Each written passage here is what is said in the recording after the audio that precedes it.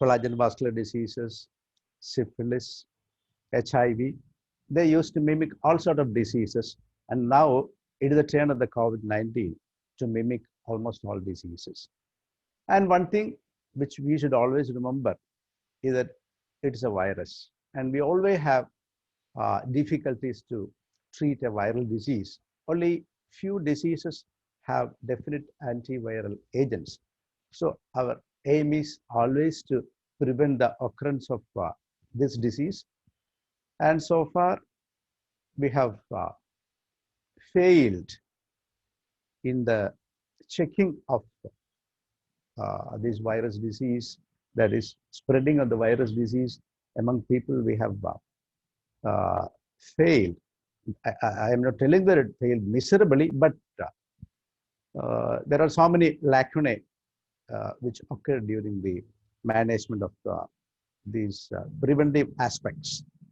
We have COVIDology and probably COVIDologists, and so many ologists will come. Anyway, I will be talking regarding some aspects of the virus, something regarding the pathophysiology, which is important when you consider this disease, because unless you know some special things regarding the pathophysiology in the പറയുമ്പോഴേ പലരുടെയും മുഖം ചുളിയും കാരണം people do not want to get into that complicated issues, but I won't be dealing the complicated issues, but something we should know unless you are familiar or we have something, some knowledge regarding the pathophysiology, you won't be able to manage this disease. Then I will be talking something regarding the management, some issues or some clarification regarding the management issues which occurred in the previous class. Then, of course, I will be talking regarding the future of COVID and future of infections as a whole in the world. So, what is peculiar about this? This is a novel coronavirus. So, this has got special equipment for forcing its entry into the cells. When comparing with the previous SARS virus, it has got 10 to 20 times more likely to bind to the ACE2 receptor. It is so good at infecting the upper respiratory tract initially. Then it descends into the lower respiratory tract. And this is one enzyme which is there abundant in the respiratory tract, furin enzyme, which is required for the ACE2 receptor alone is not enough for the entry of the virus into the cells. Of course, there is another transmembrane protease called the TMPRSS. So these two are actually required for the viral entry. So these presence of furin in the lower respiratory tract gives this virus 100 to 1,000 times greater chance than the initial SARS to get deep into the lungs. Of course, this also helps the virus to jump from cell to cell. And another peculiarity of SARS is that it has a capacity to escape the innate immune. See, we all know that it is the innate immune response which acts first to contain the pathogens, especially the viruses. So it can down-regulate the interferon 1. So interferon 1 is one of the most important chemicals secreted by the cell to contain the virus, to destroy the virus. So it can down-regulate the production of interferon. So it can evade the immune response. And we know that as day passes, the complexity of COVID is going on, increasing. We have learned something, but we have a lot more to learn. That is the problem with the COVID-19. It's a novel virus. So it has got diverse disease trajectories in COVID-19 patients. It's not as I told, it is a master mimic. It can go in so many different ways. Now, an important step in the pathophysiology, this is very, very important. Now, this SARS-CoV-2, when it enters the cell, it activates something called NLRP3. Now, this will result in the activation of what is called inflammasome. You know that there are so many somes inside the cell. So this inflammasome is concerned with production of in the cell, production of various chemicals in the cell, which is concerned with the destruction of the virus. But at the same time, it produces inflammation. Now, this inflammasome activation will lead on ultimately to pyroptose. There are so many different types of cell deaths, and the inflammasome activation will lead on to liberation of certain chemicals, which will lead to the formation of certain pores in the plasma membrane of the cell. So everything in the cell will just get out of the cell. The cell dies. So many alveolar cells die in this process. That is the pyroptosis. This is the terminology which is given for this type of cell death. So many chemicals are liberated. This is a way to contain the virus as well, because the virus won't be able to replicate inside the cell. The cell itself dies. But along with that, the alveolar cells die, and so many chemicals are liberated which attract other cells. So many cells, inflammatory cells will come into the picture. It will liberate so many other chemicals. So it forms a pro-inflammatory positive feedback cascade. It's very, very important in the pathophysiology. So this is the one which is going to lead to the occurrence of lung inflammation, persistent lung inflammation in this peculiar problem. So it can drastically aggravate the symptoms of pneumonia, including ARDS. It also will produce fever. Now, this widespread pyroptosis in the lung alveolar cells, it will lead on to excessive tissue inflammation, organ failure, and death within minutes. And this can occur in other tissues as well. So very, very important problem with this. Now, we know that the clinical profile in children, elderly, and those with the comorbidities are different from otherwise the vulnerable patients. Now, all studies have shown that the most common comorbidities associated with severe COVID, hypertension, obesity, diabetes, absolutely without any doubt. So part of metabolic syndrome. So why these patients are at risk for this severe COVID? In elderly, age is actually, it is one of the most important risk factors for severe COVID, though all elderly patients need not develop severe COVID or fatality, but it is one of the most important risk factors associated with severe COVID. So there is a problem called age-related chronic inflammatory inflammaging. This is the terminology given to this. There is an inflammasome activation once you become elderly.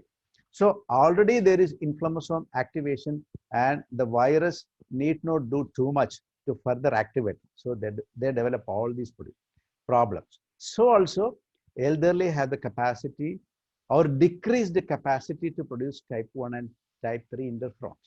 Now these are, as I told, these are tools of innate immunity. Now these are key antiviral resistance factors, and these are also potent regulators of inflammasomes. So all these will lead on to inflammation and viral replication. So this is very important in the pathophysiology, why the elderly are associated with severe COVID. Also, these comorbidities, that is the hypertension, diabetes, obesity, we have seen that even if the person is young, if the patient is morbidly obese, he stands a very high chance of severe COVID and fatality. Young obese persons have, so many persons have lost their lives. We have come to know that situation. Now, these comorbidities also are associated with this inflammasome activation. We know that all these comorbidities, obesity, hypertension, diabetes, all are associated with a generalized internal inflammatory milieu. That's why these persons are at risk for severe COVID. Now, this is again an important issue. That is, when the macrophages die, they release a sort of tissue factor. Now, this is an initiator of blood coagulation cascade. This is one of the mechanisms why these patients are at risk for widespread coagulation problem. They have, we know that COVID-19 is associated with both micro and macrovascular thrombosis. And apart from the lung inflammation, microvascular thrombi in the capillaries is one of the problems associated with poor oxygenation in these patients. So this is one of the reasons. Now, why children, they have low or they are relatively free of severe COVID, they have more robust innate immune response. Adults have more robust adaptive immune response, and children have more robust innate. So whenever the virus comes into contact with the epithelium, they are destroyed. And it is thought that they also have low nasal ACE2. So the virus initially binds the upper respiratory tract ACE2 receptors. So if they have low ACE2 receptor, that means low viral load.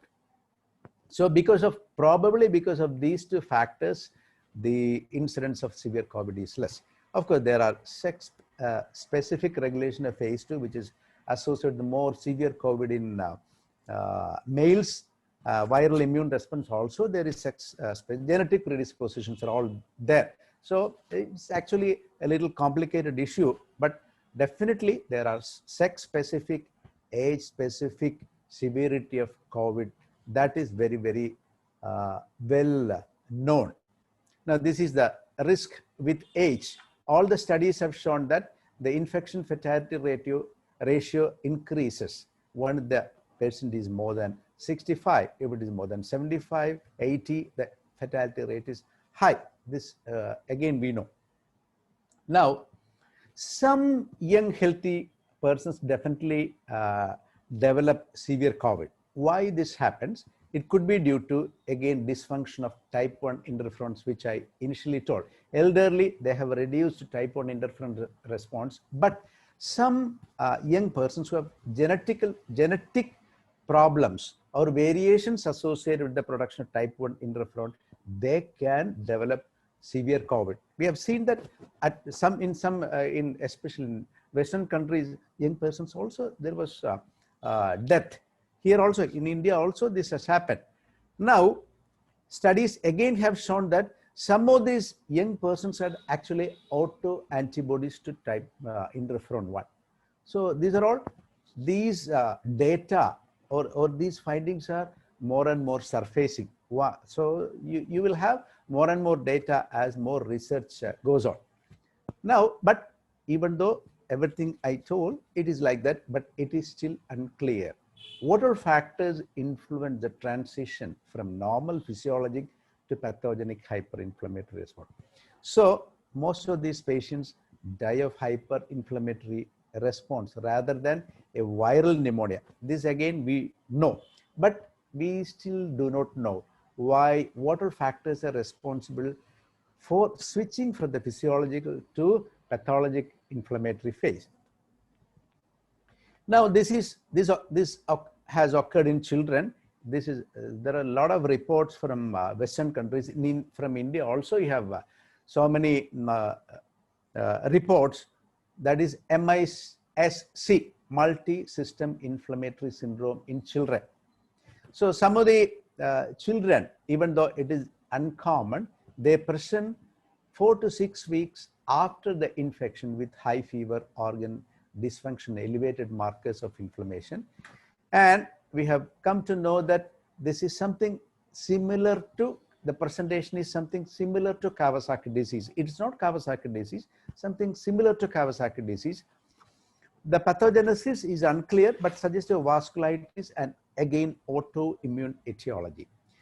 It differs from the cytokine storm. It is not the cytokine storm which is seen in adults with acute severe COVID-19. And it also is different from Kawasaki disease in such that the T cell subset are different. The interleukin 17A liberation is different, and the biomarkers associated with arterial damage is different. So these are all different. It is some clinically or superficially It is similar to Kawasaki disease. It also affects the coronaries, aneurysm formation. So many things are involved, and it is again thought to be due to multiple antibodies. And those who want to have an in-depth knowledge, they can the immunology, they can refer this article, that is Immunology of MISC. Now, regarding this was regarding some atypicalities regarding the pathophysiology.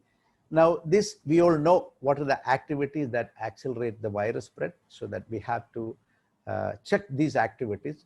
Now, many experts agree that aerosol transmission with non-aerosol generating procedures are probably involved in the transmission of this virus. As we talk to others in close vicinity, it is possible. Of course, the WHO is still not very clear about this idea, but most of the experts tell that. Now, transmission of pathogens in a closed environment, it is more than 18 times greater than in open air space. Of course, everything we know, large group size, increase in contact time. If the contact time is less than 4 minutes, that means it carries very, very low risk. Anything less than 4 minutes, it carries. But if it is singing, coughing, sneezing, etc., it may be enough. Now, exercising in gyms, very, very important, because the patients, when they exercise, they puff and pan, which will result in rapid exhalation of so many viral particles. So exercising in gyms have their own problems. And bars, definitely, they are very close together. And this is a recent finding. A small subset of people may behave as speech super emitters. Even with normal speech, they are super emitters. Why it happens, we don't know. But there may be one type of super spreaders. So you don't know who are going to be super emitters. Now, again, coming to the clinical features, we all know what are the clinical features. I will just talk regarding some atypicalities. It is no longer a pure respiratory illness. We initially thought that this is a respiratory disease, then ARDS, and patients die of ARDS respiratory failure. Now we know that almost every other system can be involved by this COVID-19. And initially we thought that fever is a universal finding. Now we come to know that fever is not a universal. Even without fever, you have to look for the problem. Then of course, the endotheliopathy. COVID-19 is a disease which affects the capillary endothelium, vascular endothelium. So this is an endotheliopathy. So you get so many vascular problems. And thrombocytopenia is a bad prognostic marker. It's not very common. Dr. Rini had in the previous lecture, she has told that they are not seeing too much thrombocytopenia, but if they develop marked thrombocytopenia, that means this patient is going for problems. Now, this again we know the phenomenon of happy hypoxia. This is actually a misnomer. You have to call this a silent hypoxia. No hypoxia patients are going to be happy. Now, this is a well-documented problem, because if the patient is going to tell that I am dyspneic, usually it depends upon the carbon dioxide retention rather than hypoxia. When the PaO2 becomes less than 40, that's the time when they feel dyspneic. Before that, it is the carbon dioxide retention which stimulates through the chemical, producing the chemical alteration, the chemical milieu, which will result in the feeling of dyspnea. Of course, these hypoxic patients will have deep breathing, they will have increased the respiratory rate, but they don't feel dyspneic. They will be sipping the tea, they will be reading the paper, but if you check the saturation or the PaO2, it will be low. So this is a phenomenon which is observed in patients with COVID, unlike the usual ARDS. Now, the occasional fallacy of pulse oximeter also I have discussed in some other sessions. That means these, because of the increase the rate and depth of respiration, they develop a type of respiratory alkalosis. Now, this alkalosis will shift the oxyhemoglobin dissociation curve to the left, which will result in a spuriously high value of SpO2. If you do the pulse oximeter, it will be higher. But if you do the PaO2, it will be less. So occasionally, the pulse oximeter may give a fallacious reading. But we cannot do anything because this is the one which we always use in all the hospitals, and the ABG, doing ABG is not practically possible. But you have to bear in mind the occasional fallacy of pulse ox. So you have to closely monitor the patients. Now, as per the phenotypes, as per the clinical course, what are the COVID phenotypes, which is very, very important when you manage these patients. Very stable, absolutely no problem. Steadily accelerating, problematic, but we know that the patient is accelerating, patient is going into trouble, whether it is due to viral or whether it is due to immune dysregulation, both are possible. Now, this is the most deceptive type, that is stable, apparently stable, suddenly accelerating. Very, very problematic, very deceptive and dangerous. Probably there is a component of thromboinflammation. Of course, COVID and comorbidities, that just like diabetes, hypertension, how COVID affects, how these diseases affect COVID, both are mutually problematic. Then, of course, the late sequelae, will come to that, and so many other miscellaneous which are evolving only. Now, what is the need of the hour regarding the COVID? This is the thing which is required. The ill need treatments and the well need a vaccine. This is the slogan now. We should be able to provide this to these needy persons. Okay. Of course, all the other preventive measures and all other things are should be there in the background, but the ill need definite treatments and the well need a vaccine. We'll come to that. Now, management already discussed. There are no universally accepted protocols. It changes from place to place, from private to governments, from national to international. It's all evolving and changing. And in many places, it is the experience and it is the expertise of the treating clinician which guides the treatment, which is very, very important. And this is also very important. That is, older drugs are being repurposed to treat this. Some points to clarify. That is the previous discussion on the severe COVID. Some points are there to clarify. That's why I included this. One is remdesivir. It was told that it is an antiviral which is given intravenously, and it was told that it is not to be given for pregnant patients, but it can be given for pregnant patients if it is definitely indicated.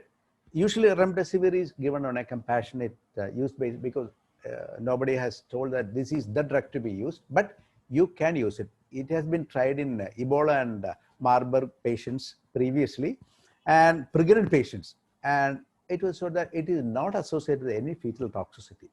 Here, again, worldwide, this is being used. If it is severe COVID patients, if the patient requires an antiviral, you can definitely give remdesivir. So it can be given. Then another state guideline, it is azithromycin plus hydroxychloroquine. It has no role. Combination has no role. Azithromycin, so you can see this. Azithromycin should not be used to treat COVID. This is a IDSA, Infectious Disease Society of America. They have categorically told that azithromycin should not be used. All the papers, articles regarding the use of azithromycin, immunomodulation, and they are all without any substantiation. So you should not use azithromycin, even though our guideline recommends. It has no role. Now, it was also a question why dexamethasone was preferred. It has got a biological half-life of 36 to 72 hours. So you need to give only once daily. So frequent injections to the patient, frequently going near the patient, it can be avoided if you give DEXA. It has got very good anti-inflammatory effect. It has got very negligible mineralocorticoid activity. So you can definitely, this is preferred. You can use in any other steroid. Methylprednisolone is either preferred drug in certain protocols. So outside certain protocols, the MATS plus protocol, they use methylprednisolone, but we use dexamethasone. So because of these advantages, and drugs to be used in caution with diabetes mellitus and COVID patients. Two drugs, one is metformin, second is SGLT2 inhibitors. Metformin, the problem is that these patients are always at risk of developing tissue hypoxia and lactic acidosis. It can aggravate the acidosis, which may be imposed by metformin. That is, you have to be cautious when you use metformin. SGLT2 inhibitors better avoid because of the ketosis. Pioglitazone, it was told that pioglitazone is contraindicated, but the thing is that pioglitazone, it is a fact that pioglitazone will increase the ACE2 levels, but it is only in tissues. It never increases ACE2 levels in the alveolar cells. And it is an advantage if the ACE2 level, even though this gives a chance for virus to act, but it is very, very important. ACE2 is concerned with downregulation of the angiotensin 2, which is a key mediator of inflammation. So if you increase the ACE2 in the tissues, it can ameliorate the harmful effects of angiotensin 2. So definitely, and also pioglitazone will downregulate all the inflammatory markers. IL-6, it will be downregulated. So definitely, pioglitazone can be used. These are just some points to clarify. These are the references which you can, if you want to. So this is one recent paper regarding the hydroxychloroquine. It was highlighted that this carried so much arrhythmia risk, but this paper which came in Cardiology Today tells you that it is not associated with any short-term use is not associated with any arrhythmia risk. So if you want, you can definitely use hydroxychloroquine, even though the evidence in RCTs, randomized control trials, is actually very, very low or against hydroxychloroquine. But there are so many controversies regarding this. I'm not going into those controversies. And this is another thing which again is there, bradykinin storm. We all know that there is a cytokine storm, but in addition to the cytokine storm, is there a bradykinin storm? We know that bradykinin is a potent vasodilator.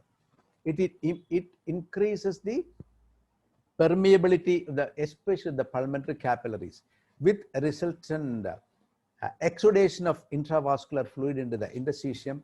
And also there is hyaluronidase seeping into the interstitium, which forms a thick gel, which results in the poor gas exchange. So this theory was based on a supercomputer-based analysis of the ball fluid, which has definitely shown that there is a bradykinin storm apart from the cytokine storm. So there are drug trials regarding bradykinin antagonists. This is one drug, icatibant. Icatibant is a bradykinin 2 receptor antagonist. And this was a small study which was published just recently, September 17. It has shown that it led to improvement in oxygenation in most of the 89% of patients. This was found to be useful. So probably more and more studies will come regarding how to antagonize. We have many medicines to antagonize the bradykinin, and probably along with other drugs, this bradykinin antagonists also may find their way into the treatment armamentarium. It will be in coming months, we'll see. Now, this again is a problem now. What is post-COVID syndrome? They are called long haulers. No one knows yet what the long-term impacts will be, because it is still evolving. Now, the studies have shown that more than 10% of people will experience a prolonged illness after COVID-19. It need not be a severe COVID. That is the problem. Even with the category A patients, they can develop so many problems after recovery. So that is the problem with the, so they are called long haulers. Now the United Kingdom has started a nationwide study. They are planning to follow 10,000 patients for an year and see what are the problems which are going to occur. So we will be having more knowledge regarding that. What is it what are the problems in long haulers? It could be persistent viremia. Virus may be hiding in some parts of the body, or it may be due to weak antibody response. It may be due to relapse, reinfection. It may be due to persistent inflammation, maybe due to immune reaction, physical deconditioning, and of course, mental factors are also there. Previously, it was thought that they're all anxious. It is purely a psychic problem. Now, people have come to realize that it's not a pure psychic problem. Of course, there are some psychic problems as well. Post-traumatic stress is always there. And these patients experience respiratory, musculoskeletal, and neuropsychiatric sequelae.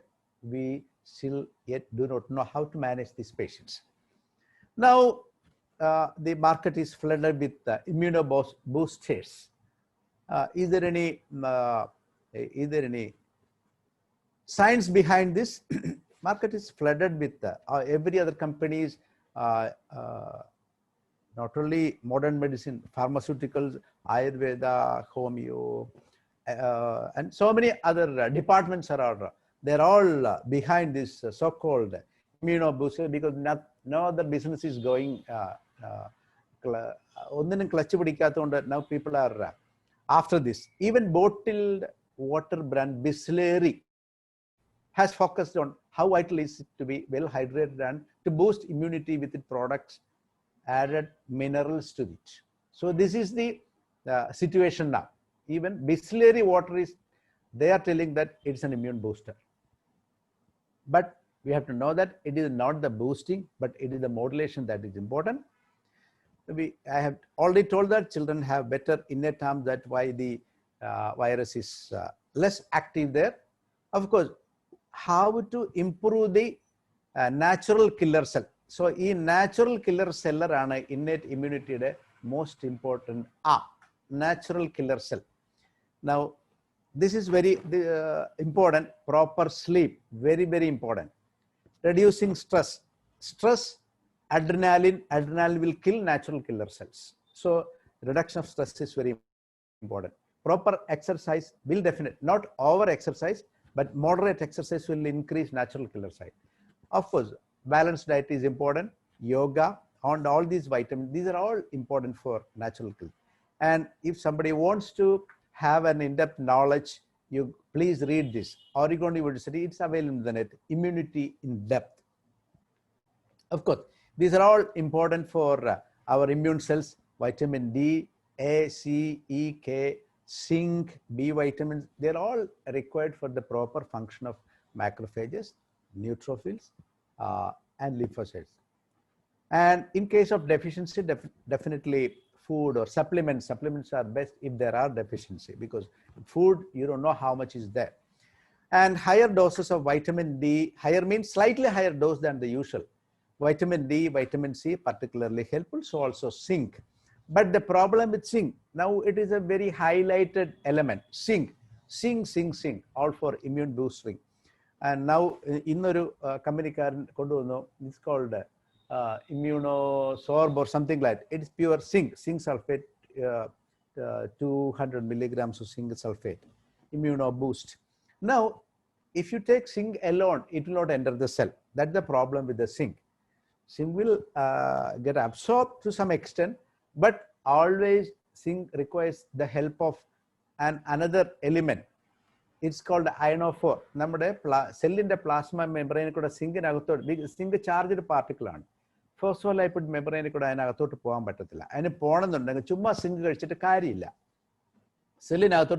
zinc, what zinc does is, apart from the immune cells, once it is inside the cell, it will inhibit the RD-RP enzyme, which is required for viral replication.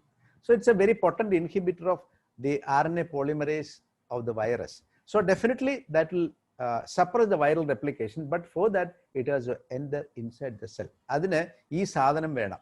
That is called ionophore. Hydroxychloroquine or ionophore ആണ്. Likewise, these two things, that is, these are seen in the plants, quercetin, എല്ലാ colored fruitsലും വെജിറ്റബിൾസിലും ഈ സാധനമുണ്ട്. And EGCG ഇത് ഒരു പോളിഫിനോളാണ്, green ടീയിലൊക്കെ ഉള്ള ഒരു സാധനമാണ് ഈ EGCG എന്ന് പറയുന്നത്. So if you take enough fruits, that is നല്ല ചുമല മഞ്ഞ കളറുള്ള ഫ്രൂട്ട്സിനകത്തെല്ലാം ഈ ക്യൂർസെറ്റിൻ ഉണ്ട്. ക്യൂർസെറ്റിൻ വിത്ത് സിങ്ക് ആണെന്നുണ്ടെങ്കിൽ it will allow the zinc to get in to, or hydroxychloroquine with zinc ആണെങ്കിൽ it will allow the zinc to get in to the cell. But remember, it is the same immunity, of course, dysregulated, that often kills the patient. These are all various other effects of vitamin D. I'm not going to all the details, but just think that vitamin D is very, very important in this COVID era. That is the only thing which I want to tell. Now, for acute effect, idum oru COVID പേഷ്യൻറ്റിന് നമ്മൾ vitamin D3, usual vitamin D3 കൊടുത്തു കഴിഞ്ഞാൽ അത് active ആകാനായിട്ട് up to 5 to 7 days എടുക്കും. അതുകൊണ്ട് partially active, that is 25 hydroxycholic calciferol or calcitriol, for acute effects you have to give that. Okay, so that is some problem, that is some issues with the active vitamin D3 versus the usual vitamin D3.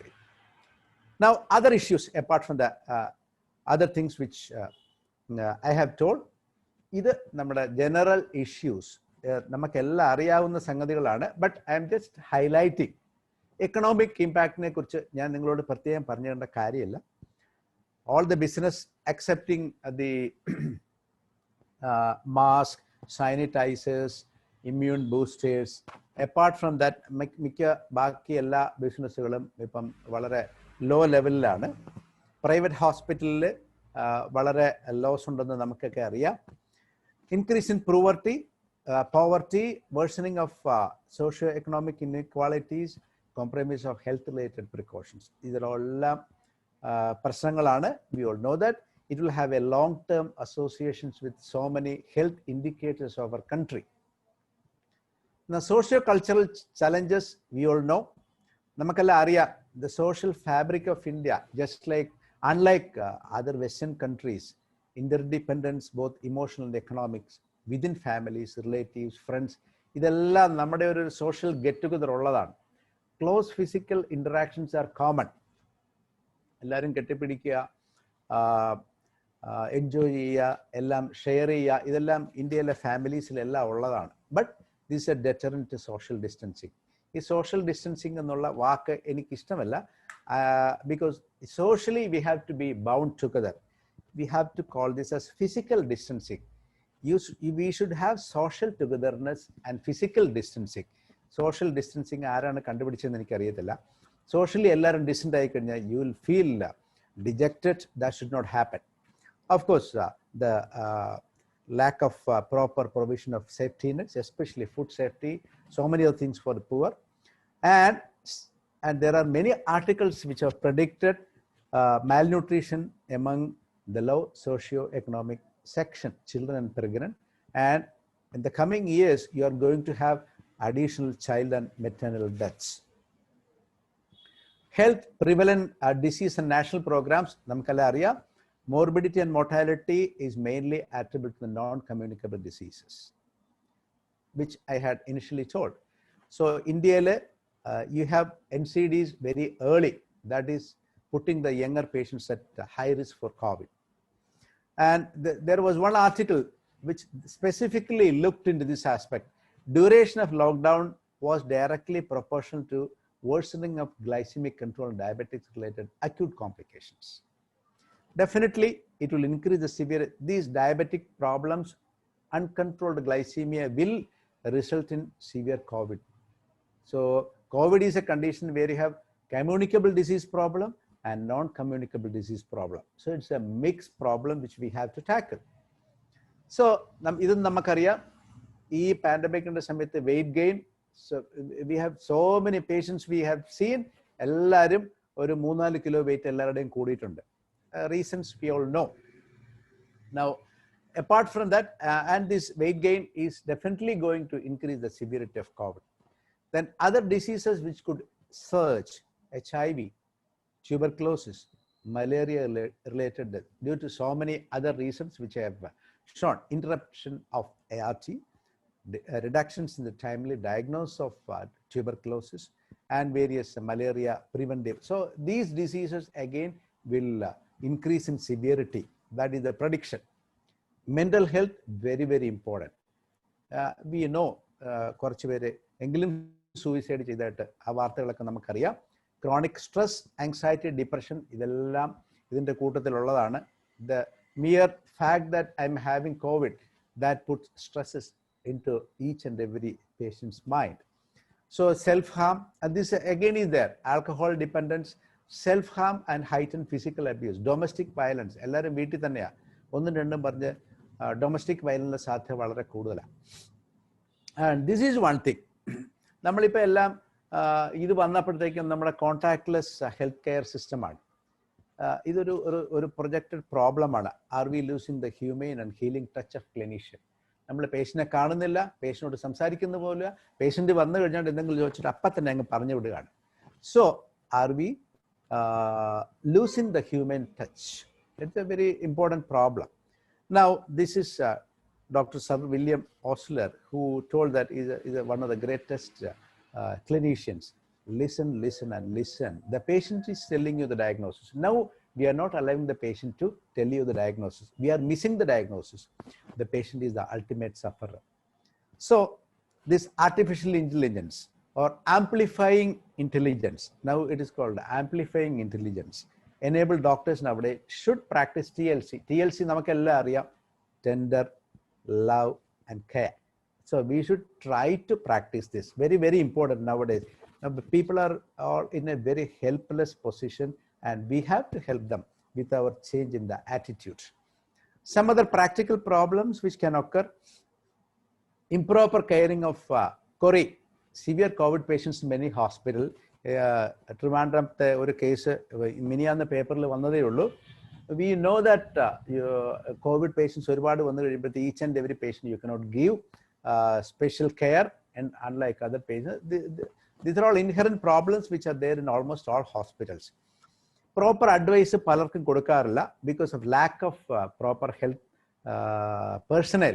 പല primary health സെൻ്ററിലും പേഷ്യൻസിനെ Covid ആയ പേഷ്യൻറ്റിന്, പോസിറ്റീവായ പേഷ്യൻറ്റിനെ വീട്ടിൽ പറഞ്ഞു വിടുന്നതും CFLTCയിലേക്ക് പറഞ്ഞു വിടുന്നത് പലർക്കും പ്രോപ്പർ അഡ്വൈസ് കൊടുക്കുന്നില്ല എന്നുള്ള സത്യമാണ്. Of course non COVID patients are being neglected in many hospitals. അവർ വരുമ്പോഴേ അവരെ അങ്ങ് പറഞ്ഞു വിടുകയാണ്. എമർജൻസി ആണെങ്കിൽ മാത്രം വന്നാൽ മതി, ബാക്കിയുള്ളൊരു കേസും ഇങ്ങോട്ട് വരണ്ട, വേറെ എവിടെയെങ്കിലും കാണിക്കുക. They are all being sent from many hospitals. And of course ഇത് ഈയിടെ നടന്നുകൊണ്ടിരുന്ന ഒരു സംഗതിയാണ്. മെഡിക്കൽ കോളേജസ് നമ്മൾ ആദ്യമേ കോവിഡ് ഹോസ്പിറ്റലാക്കി മാറ്റി അവിടെ സിവിയർ കാറ്റഗറി സി പേഷ്യൻസിന് മാത്രമേ കിടത്താവുള്ളൂ എന്ന് പറഞ്ഞെങ്കിലും കാറ്റഗറി എയും ഈവൻ എസിംപ്റ്റോമാറ്റിക് പേഷ്യൻസിനെ ഇപ്പോൾ ഇഷ്ടം പോലെ ആൾക്കാരെ മെഡിക്കൽ കോളേജിൽ കിടത്തി. അതിൻ്റെ വർക്ക് ലോഡ് കൂടി. So that they could not, they got exposed. Many healthcare workers got exposed. They could not treat non-COVID patients reasonably well. അതെല്ലാം കുറേ പ്രശ്നങ്ങളാണ്. അപ്പോൾ കാറ്റഗറി സി മാത്രം, സിവിയർ കോവിഡ് മാത്രം ആയിരുന്നെങ്കിൽ probably things would have been better. അതെന്താണ് അങ്ങനെ സംഭവിച്ചതെന്ന് എനിക്കറിയില്ല. But maybe because of many practical issues അങ്ങനെ ഒരു ഇതെടുക്കുന്നത്. Of course lack of adequate number of health care workers, പലരും ക്വാറന്റൈനിൽ പോയി കഴിഞ്ഞാൽ പ്രോബ്ലം ആണെന്ന് നമുക്കെല്ലാം അറിയാം. Many other problems also. Of course ഇതിനൊന്നും ഡെഫിനറ്റ് ആൻസർ നമുക്ക് പറയാം. They are all practical. To tackle viral disease, you require T-cell immunity and antibodies. Vaccines should enhance both. Antibodies after COVID infection may wane after months. The മൂന്ന് vaccine have shown that Moderna, Chadox ആണ് നമ്മുടെ Oxford vaccine, CanSino എന്ന് പറയുന്ന Chinese vaccine ആണ്. ഇതെല്ലാം നല്ല T-cell response ഉണ്ട്. T-cell response is very, very important. Good memory T-cells are very important to combat viral diseases. And നമുക്കറിയാം റീഇൻഫെക്ഷൻ ഒരു ബിഗ് ത്രെട്ട് ആണ്. കഴിഞ്ഞ ദിവസം ആ ചോദ്യം വന്നിരുന്നു, റീഇൻഫെക്ഷൻ കാണുന്നുണ്ടോ എന്ന്. റീഇൻഫെക്ഷൻ വരും ഡെഫിനറ്റ്ലി. വെസ്റ്റേൺ കൺട്രീസിൽ ഒരുപാട് റിപ്പോർട്ട് ചെയ്ത് തുടങ്ങിയിട്ടുണ്ട്. ഇന്ത്യയിൽ നിന്നും ധാരാളം റിപ്പോർട്ടുകൾ വരുന്നുണ്ട്. റീസെൻ്റ്ലി 2 ദിവസം മുമ്പ് മുംബൈയിലെ 4 ഹെൽത്ത് കെയർ വർക്കേഴ്സിന് ഈ mutation D614G, probably you may be knowing that this mutation നമ്മുടെ കേരളത്തിലെ വൈറസ് ഐസൊലേറ്റ് ചെയ്തപ്പോൾ ഈ മ്യൂട്ടേഷനാണ് കോഴിക്കോട് നിന്ന് കണ്ടത്. Of the spike protein. This was associated with high infectivity and more severe infection in these healthcare workers. ഇവിടുത്തെ mutation കണ്ടു കഴിഞ്ഞപ്പോൾ അവർ പറഞ്ഞത് less severe but more infective ആണ്. പക്ഷേ high infectivity and more severe infection ആയിട്ടാണ് മുംബൈയിൽ കണ്ടത്. So it's a big problem. Now, is SARS-CoV tampering with immunity? It's possible. Now, previous coronavirus infection, we know that there are so many other coronavirus infection producing common cold.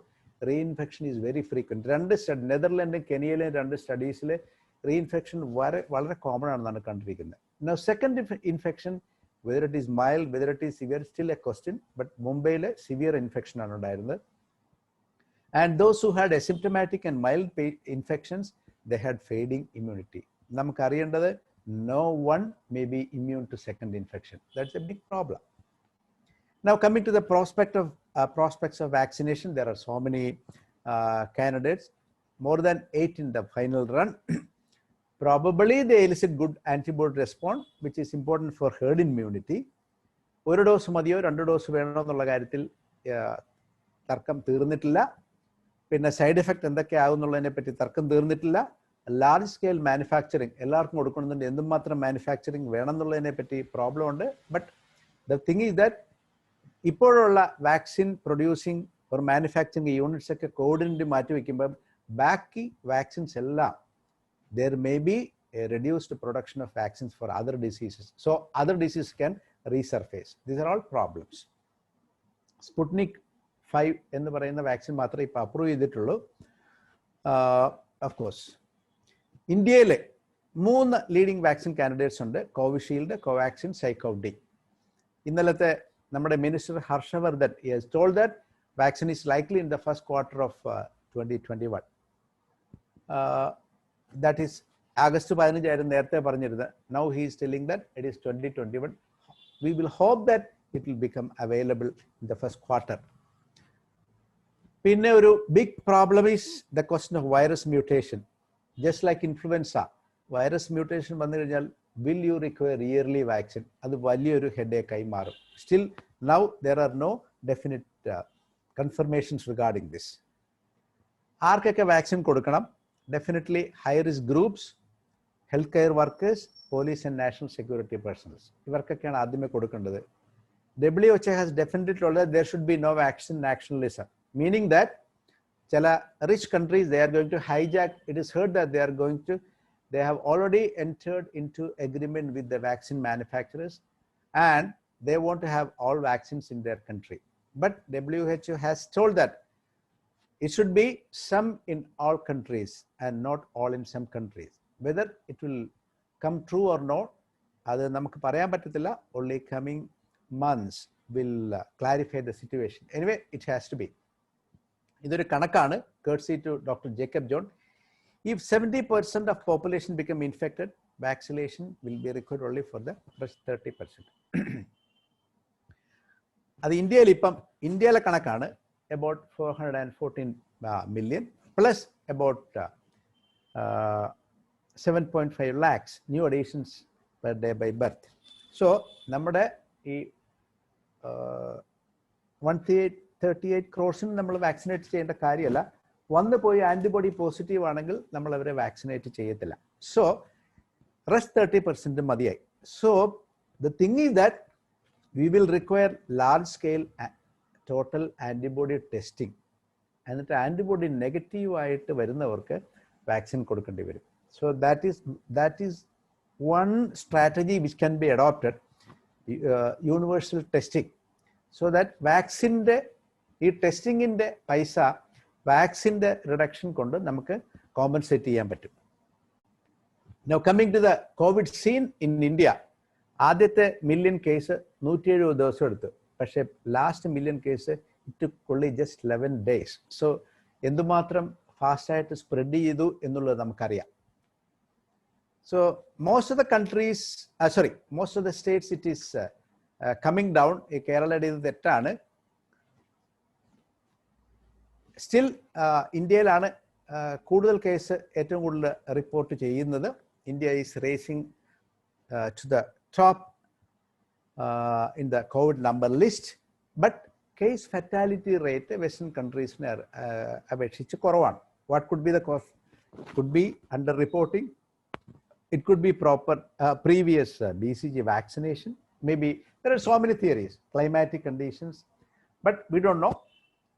Case fatality rate generally കുറവാണെങ്കിലും if you take the age specific case fatality rate വെസ്റ്റേണും നമ്മുടെ ആയിട്ട് വലിയ വ്യത്യാസങ്ങളില്ല. ഇവിടെ mainly young population ആയതുകൊണ്ടാണ് നമ്മുടെ case fatality rate വളരെ കുറഞ്ഞിരിക്കുന്നത്. But if you take the age-specific case fatality rate, it is almost at par with the Western countries. That is a fact. So this is the peak. നമ്മൾ peak എത്തിയോ ഇല്ലയോ എന്നാണ് പലരും ചോദിക്കുന്നത്. ഇതൊരു കണക്ക് വെച്ചിട്ടാണ്. സെപ്റ്റംബർ 5, 11, സെപ്റ്റംബർ 12, 8 മാക്സിമം പേഷ്യൻസ് ഇവിടെ റിപ്പോർട്ട് ചെയ്തത്. അതിന് മുമ്പുള്ള ആഴ്ചയും അതിനുശേഷമുള്ള ആഴ്ചയിലും it is less. So which probably tell you that we have reached the peak. ഇത് of course the number is partly depend upon daily volume of test. ടെസ്റ്റിൻ്റെ number കുറഞ്ഞു വരുവാണെങ്കിൽ നമുക്ക് കിട്ടുന്ന പേഷ്യൻസ് പോസിറ്റീവ് കേസിൻ്റെ നമ്പർ കുറഞ്ഞു വരും. So whether it is depend upon the we presume that the volume of tests are not coming down. അങ്ങനെയാണെങ്കിൽ probably we are in the post-peak time. We have already peaked. That is India, not Kerala. India. As per the statistics, downtrend in all states except Kerala. നമുക്ക് എന്ത് പറ്റി നമുക്കറിയില്ല. നമുക്കറിയാം കാരണങ്ങൾ എന്തൊക്കെയാണെന്നുള്ളത് നമുക്കറിയാം. ഇന്നത്തെ 8830 ഇന്നത്തെ കേസ്. ദാറ്റ് മീൻ യെസ്റ്റർഡേസ് കേസുകളാണ് ഇന്ന് പറയുന്നത്. നാളെ എത്രയാണെന്നുള്ളത് നമുക്കറിയാൻ പാടില്ല. നമ്മുടെ ഹെൽത്ത് മിനിസ്റ്ററും ചീഫ് മിനിസ്റ്ററും തന്നെ പറഞ്ഞിട്ടുണ്ട് it is likely to cross 10,000 എന്നുള്ളത്. സോ കേരളത്തിൽ മാത്രമാണ് ഇപ്പോൾ കൂടി വരുന്നത്. There are hidden epidemic. This is very important. Now it is spreading in the rural India. നമ്മുടെ സിറ്റീസിലും ടൗൺസിലും ആയിരുന്നത് ഇപ്പോൾ റൂറൽ ഇന്ത്യയിലേക്ക് പോകുന്നത്. ദാറ്റ് ഇസ് എ വെരി ഡേഞ്ചറസ് പ്രോബ്ലം. അണ്ടർ റിപ്പോർട്ടിംഗ് ഉണ്ടാകും. ഇത് കോവിഡ് ആണോ ഇല്ലയോ എന്നുള്ള അറിയത്തില്ല. സ്റ്റാറ്റിസ്റ്റിക്കിൽ കുറവായിരിക്കും, ബട്ട് പീപ്പിൾ വിൽ ഡൈ. അതാണ് പ്രശ്നം. Will herd immunity occur? Maybe after a few months, but it is likely to be short-lived. Vaccination definitely will induce stronger immunity, but we know that not 100% immunity will be obtained by vaccination. 70% is the best guess for vaccination immunity. So even if with infection fatality rate of 0.1%, if 50% of India gets infected, we will have this much deaths. It's a big number. Reinfection rates are far higher. ഇതാണ് correction factor. ICMR-ന്റെ ഒരു lab confirmed കേസിന് 80 മുതൽ 100 വരെ hidden case ഉണ്ടായിരിക്കുന്നതാണ് ICMR തന്നെ പറഞ്ഞിരിക്കുന്നത്. That means ഇന്ത്യയിൽ already 480 മുതൽ 600 മില്യൺ കേസുകൾ ഉണ്ടായിട്ടുണ്ടെന്നുള്ളതാണ്. സോ ആ കണക്ക് വെച്ച് നോക്കുകയാണെങ്കിൽ ഇന്ത്യക്ക് ഏകദേശം ഇത്രയും മില്യൺ ഉണ്ട്. 138 കോടി, അതായത് 1350 മില്യൺ. ഹേർഡ് ഇമ്മ്യൂണിറ്റി ആ പഴയ കണക്ക് വെച്ചിട്ട് 35 മുതൽ 43% വരെ. But 30% is enough to reach the peak of the epidemic curve. ഈ എപ്പിഡമിക് കർവ് എന്ന് പറയുന്നത് ഒരു ബെൽ ഷേപ്ഡ് കർവാണ്. അതിൻ്റെ അപ്പറേ ഇപ്പറേ 35 അപ്പറേ 35 ഇപ്പറേ. അത് കഴിയുമ്പോഴത്തേക്ക് ബാക്കി ഇൻവോൾവ് ചെയ്യാത്ത ഏകദേശം 30% കാണും. ഇവിടെ 30% മതി പീക്കിൽ എത്താനായിട്ട്. നമുക്ക് we have already crossed 35. So ഇത്രയും ഈ പീക്ക് ആകുന്നതിന് മുമ്പ് ഉണ്ടായിരുന്ന അത്രയും പേര് തന്നെ പീക്ക് കഴിയുമ്പോഴും ഉണ്ടാകുന്നുള്ള. So coming 6 months definitely people will be involve. നമ്മൾ എന്ന് ഈ ജനിയെ പിടിച്ച് ബോട്ടിലാക്കും എന്നുള്ളതിനെ പറ്റി നമുക്ക് ഏകദേശം ഒരു ഉത്തരം ഉണ്ട്. ഇതാണ് ഞാൻ നേരത്തെ പറഞ്ഞ pre peak 35%, post peak 30%, റെസിഡിയം 30%. So 30% affect ചെയ്യാനുണ്ട് ഈ എപ്പിഡമിക് കഴിഞ്ഞാലും. സോ ഈ 30%-ന്റെ പ്രശ്നം എന്ന് പറഞ്ഞാൽ this is enough to sustain, sufficient to sustain the virus in population. So March April കഴിയുമ്പോഴത്തേക്കും ഇതിങ്ങനെ എൻഡമിക് ആയിട്ട് പോപ്പുലേഷനിൽ കാണുമെന്നാണ് ഇപ്പോഴത്തെ പ്രഡിക്ഷൻ. ഇതെല്ലാം പ്രിസംഷൻസ് ആണ്. And about 20 to 25 million people annually ഇങ്ങനെ അഫക്റ്റ് ചെയ്തുകൊണ്ടിരിക്കും. But only thing is that probably most of them will have very mild illness. Now ഇന്ത്യയിൽ ഇതൊക്കെ ഉണ്ടാകാൻ കാര്യം എന്താണ്? Is India paying for the long time neglect of health care infrastructure? Probably. നമ്മുടെ GDP health കെയറിനുള്ളത് just 1.29% ആണ്. 2019-20 ഇത്രയേ ഉണ്ടായിരുന്നുള്ളൂ. ബാക്കിയുള്ള കൺട്രീസിലേക്ക് നമുക്ക് അറിയാം. 14.3 ഉണ്ടായിരുന്ന യുണൈറ്റഡ് സ്റ്റേറ്റ്സിലെ പ്രശ്നം എന്താണെന്നുള്ളത് നമുക്കറിയാം. അപ്പോൾ 1.2%-നുള്ള പ്രശ്നങ്ങൾ എന്താകും? നമ്മുടെ ഇൻഫ്രാസ്ട്രക്ചറൊക്കെ വളരെ വളരെ മോശമാണ് എന്നുള്ളത് വി ഹാവ് ടു അഡ്മിറ്റ്. ഇനിയെങ്കിലും അത് കൂടുമെന്ന് നമുക്ക് പ്രതീക്ഷിക്കാം. But now many European countries are feeling this heat of second wave. അവർ പലതും ലിബറലാക്കി കഴിഞ്ഞപ്പോഴത്തേക്കും they have started feeling the heat of second wave. അപ്പോൾ ഇമ്മ്യൂണിറ്റി ഉണ്ടോ എന്നുള്ള കാര്യത്തിൽ still there are doubts. But only the silver lining is that the death rates are low. It probably because kore elderly നേരത്തെ death ആയി പോയി. And people have started managing the patient more efficiently. So that may be the reason why the death rates are low during the second wave. But most of the countries, France, Germany, UK, Spain, Italy, എല്ലായിടത്തും second wave അടിച്ചുകൊണ്ടിരിക്കുകയാണ്.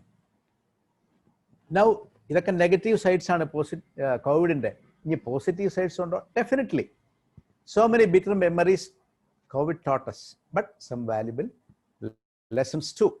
നമുക്കിങ്ങനെ ജനത്തിനെല്ലാം people started realizing what is virus, what is viral disease, how infection can spread, what is the importance of sanitation, hygiene, physical distancing, what is the mask, what is the role of immunity, ഇങ്ങനെയുള്ള കാര്യങ്ങളെക്കുറിച്ചൊക്കെ people became aware, which is a very good thing. നമുക്ക് ഇൻഫെക്ഷനെ പറ്റി people did not have any awareness.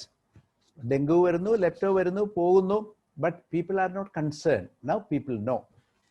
At least the basic majority of ആൾക്കാർക്കെങ്കിലും ഇതിന്റെ basic പ്രോബ്ലംസിനെ കുറിച്ചുള്ള awareness. But still there are some people who are thinking otherwise, like what is Jacob Vadakanjeri and people similar to that. അവർ പുള്ളി പറയുന്നത് Covid എന്ന് പറയുന്ന സാധനമല്ല, ഇതെല്ലാം ഫാർമസ്യൂട്ടിക്കൽസിൻ്റെ ഒരു ഭാവനയും അവരുണ്ടാക്കി വിട്ട സാധനമാണെന്നൊക്കെയാണ് പുള്ളിയുടെ ഓരോരോ വാദമുഖങ്ങൾ. അപ്പം അങ്ങനെയുള്ള ആൾക്കാർ കുറച്ച് പേരുണ്ട്. But still majority of people have started realising what is this. ഇതും ആൾക്കാർക്ക് മനസ്സിലായി. Pure air, healthy food and shelter, ഇതാണ് മോസ്റ്റ് ഇമ്പോർട്ടൻറ്റ് തിങ്. ഇതൊക്കെ അറിയാമായിരുന്നെങ്കിലും ഇതിനെപ്പറ്റി people they were not concern. All the things are optional. Unnecessary shopping, travelling, shopping spree, ഇതെല്ലാം limit ചെയ്യാൻ സാധിച്ചു. People became more techno savvy. Techno addict ആണോ? Of course naturally കുറേ addiction വരും. ബട്ട് ഓൺലൈൻ വെബിനാർ, ഇതുപോലെ ഓൺലൈൻ ക്ലാസ്സുകൾ, ഇതെല്ലാം ആൾക്കാർക്ക് മനസ്സിലായി തുടങ്ങി. It's A good thing. Family എന്താണ്, നമ്മുടെ ഹോബി എന്താണ്, പിന്നെ വീട്ടിലിരിക്കുന്നതിന് പുതിയ പുതിയ സ്കിൽസ് ഡെവലപ്പ് ചെയ്യുക, ഇങ്ങനെയുള്ള കാര്യങ്ങളെല്ലാം ആൾക്കാർക്ക് മനസ്സിലായി. Namaste, Indian namaste became the best. കൈപിടിച്ചു കൊടുക്കുന്ന പരിപാടിയെല്ലാം മാറി. But this also is there. We could understand the, ഇതാണ് ഞാൻ നേരത്തെ പറഞ്ഞ ആ ഹെൽത്ത് കെയർ, GDPയും അനുബന്ധ കാര്യങ്ങളും. V could understand the pitfalls in our health system so that remedial measures can be planned and implemented. Hope so. ഇതുകൊണ്ട് പഠിക്കുവോ എന്ന് നമുക്കറിയത്തില്ല. ബട്ട് നമുക്ക് മനസ്സിലായി എന്തൊക്കെയാണ് പ്രശ്നങ്ങൾ എന്നുള്ളത്. നൗ ഇതൊക്കെ മനസ്സിലായെങ്കിലും how long these realisations will last nobody knows. നമുക്ക് മറവി വളരെ കൂടുതലായതുകൊണ്ട് ഇതെല്ലാം പെട്ടെന്ന് തന്നെ, ഈ പൊല്യൂഷനൊക്കെ ഇപ്പം തന്നെ സംഗതി കൂടി തുടങ്ങിയിട്ടുണ്ട്. Now we know that the mother nature will periodically recharge and replenish. At least in the initial period there was a very good reduction of air pollution. Most of the cities, ഡൽഹിയൊക്കെ വളരെ clear ആയി. ഡൽഹിയിൽ നോക്കിക്കഴിഞ്ഞാൽ അല്ലെങ്കിൽ ഹിമാലയ പർവ്വതം വരെ കാണാൻ പറ്റുമായിരുന്നാണ് പറഞ്ഞുകൊണ്ടിരുന്നത്, because reduction of pollution. But now ഇപ്പോഴത്തെ പ്രോബ്ലം എന്ന് പറഞ്ഞാൽ people are not using the public transport system. So people car sales എല്ലാം കൂടിയെന്ന് two-wheeler car sales കൂടി. So naturally the pollution will increase. Short-term reduction in pollution is there, but not long-standing. Now this is very important. Humans are trying to rape the nature. Definitely it will do the same to us. And what is the future? Astrologer predict cheya. One model is the OC43 coronavirus.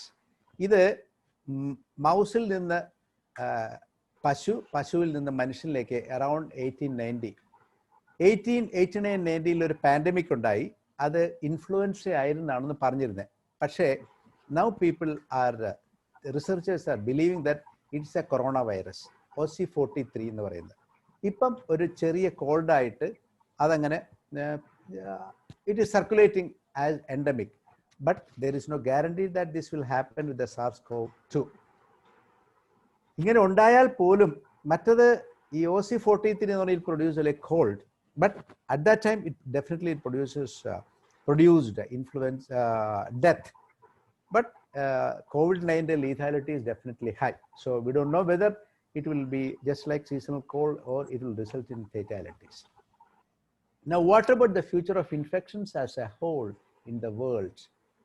We know that global factors, global warming, and very, very important, human activities shrinking wild places.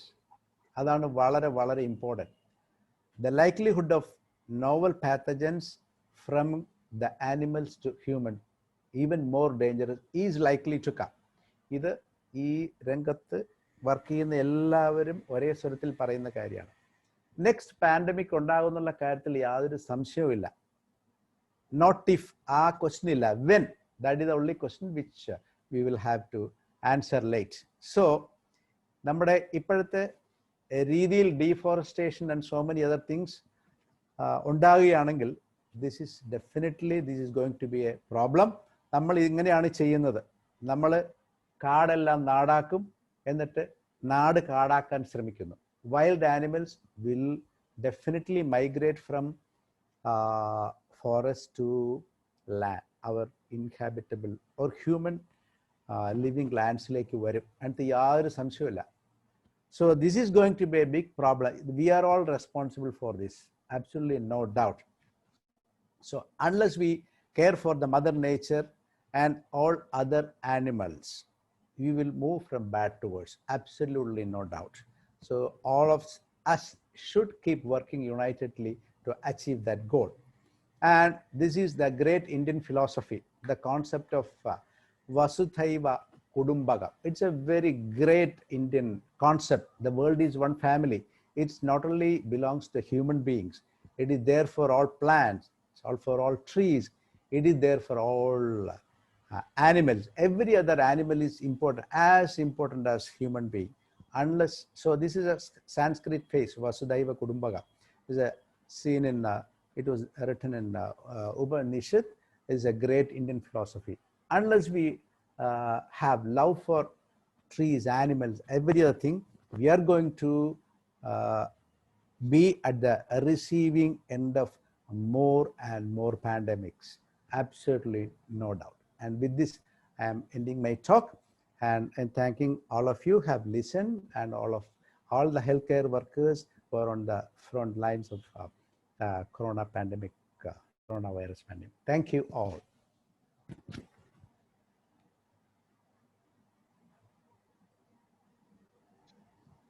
Dr. Anand, unmute ചെയ്യണം. Dr. Anand, unmute.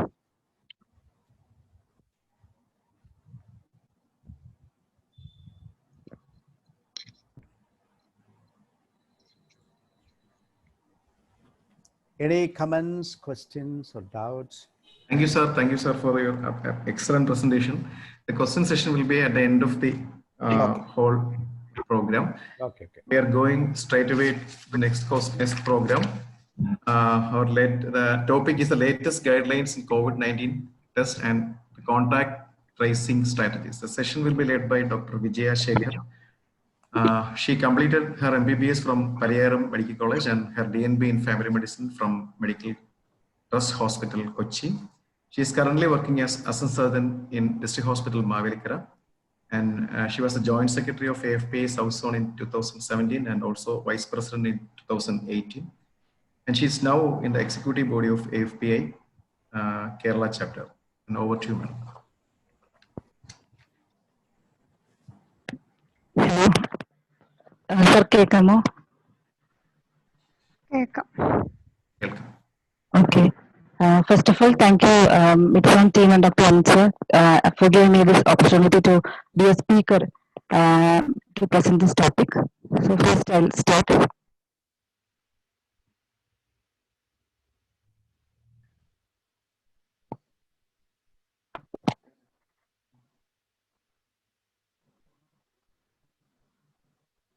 So my topic for today is COVID-19 latest testing line and contact tracing strategies.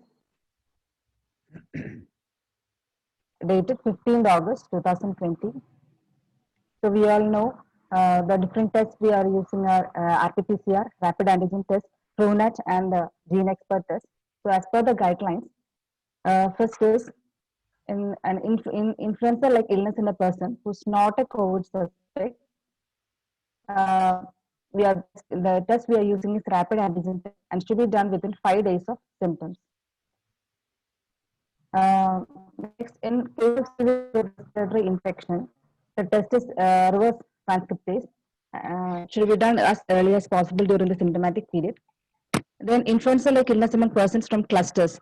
If the patient is coming from a cluster group, we have to do a rapid antigen test mainly, and it should be as early as possible during the symptomatic period.